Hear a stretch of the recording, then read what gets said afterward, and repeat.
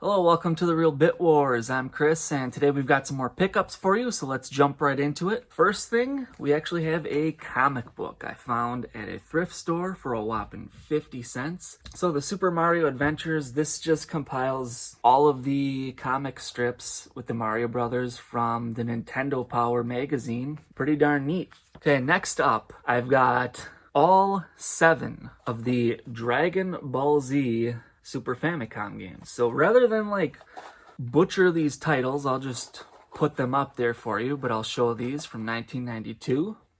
This is 93. Another one from 93. So some of these are RPGs and others are tournament fighters. 1994, 95, 95 again, and finally 1996. So as I said, that's the entire collection of them for the Super Famicom. And I did hit up one of my local game shops, found a couple of Master System games. We've got World Grand Prix, or as I might have called it when I was a kid, Grand Prix. Relatively subpar racing game, definitely not the best one on the Master System, but it's also not so bad either. And then we got Missile Defense 3D. It's kind of neat to pick up these 3D games for the Master System. You can use them with the glasses. And then while I was at the checkout, there was something sitting there on the countertop, and I said, what's the deal with that? Is it for sale? So for a couple dollars, I got Tony Hawk Pro Skater 2. I had heard that some of these handheld versions of the Pro Skater games were pretty good. This is not one of them. I played it. It's rather primitive, kind of frustrating controls. Not very good. And then finally, I got Kicks. A couple episodes back, I was talking about how puzzle games always have 100 levels. And I said, why do puzzle games always have 100 levels? It's just, somebody be different and have 99 or something. Guess how many levels this one has? 99.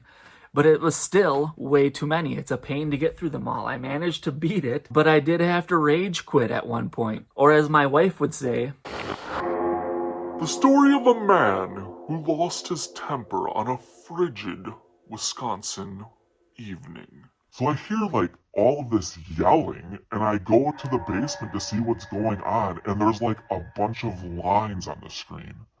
I'm like, how could anyone get so mad about something so stupid?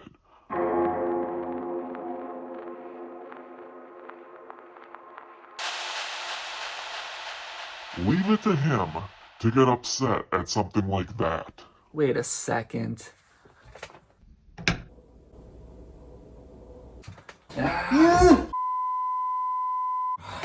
Son of a... Not my wife, for crying out loud. So anyways, I got one more video game to show you. It's one for the countdown on the NES. We have the incredible Crash Dummies. I'm glad I finally added this to the collection. When I was a kid, I actually had some of the toys, so this is kind of a nostalgic one for me. And as I always say, it's nice to add NES games to the collection because I have a hard time tracking down the ones that I don't have sometimes. So that does it for the games, but I did pick up one other thing that is video game related, not for resale. This is a documentary brought to you by Pat Contry, better known as Pat the NES Punk. I've got to say, as far as video game documentaries go, this is not exactly the best one I've seen. It's a little grim. More so than celebrating this history of video games, it just kind of feels like this warning to collectors, hey, sooner or later, this fad will go away. The bubble will burst, game stores will close, conventions will shut down, collecting will no longer be a thing, but I intend to continue collecting. I did not need to be reminded repeatedly for an hour and a half that my passion and my collecting obsession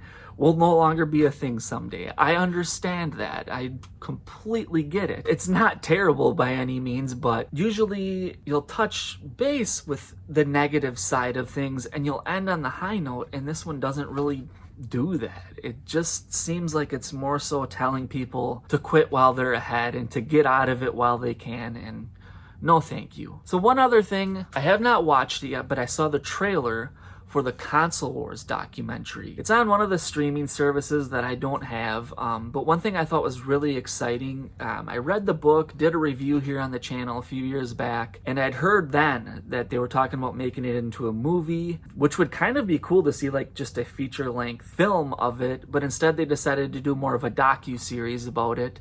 And it was really neat that Tyler from My Retro Life actually had some of his footage used in this documentary. So you can actually see that on the trailer. I can't wait to watch it though. The book was fantastic. I'm assuming this documentary series will be the same. So be on the lookout for that. But that does it for today. Thank you very much for watching The Real Bit Wars.